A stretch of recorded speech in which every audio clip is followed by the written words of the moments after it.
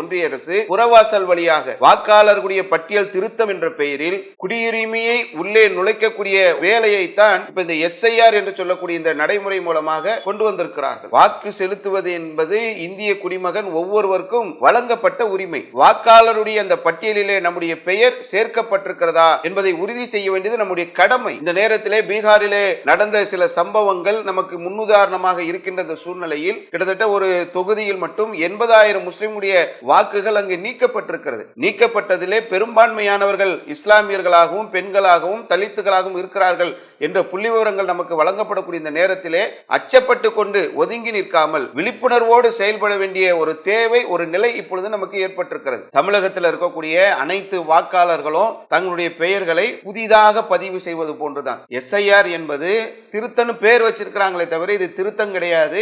ஒவ்வொருவரும் தங்களுடைய வாக்குரிமையை இருக்கிறதா இல்லையா என்பதை புதிதாக கண்டறிந்து அதற்காக புதியதாக விண்ணப்பத்தை கொடுத்து புதியதாக செய்யக்கூடிய ஒரு நிலையை ஒட்டுமொத்த இந்தியர்களுக்கும் ஏற்படுத்தக்கூடிய நிலையைத்தான் தமிழகத்திலும் இப்பொழுது கொண்டு வந்திருக்கிறார்கள். ஒரு பெரிய ப்ராசஸ் இது. ஏற்கனவே சிறுபான்மை சமுதாயம் குறிவைக்கப்படுகிறது என்பதை விலகி வைத்திருக்கக்கூடிய இதுக்கு நம்ம செய்ய வேண்டியது என்ன? இதை நாம் தெரிந்து கொள்வதோடு நம்முடைய உறவுகளுக்கு, நம்முடைய சொந்த பந்தங்களுக்கு, நம்முடைய நண்பர்களுக்கு, பள்ளிவாசல் நிர்வாகங்கள்லாம் இதை மக்களுக்கு கொண்டு போய் சேர்க்க வேண்டிய ஒரு பொறுப்பும் கடமையும் நமக்கு இருக்கிறது.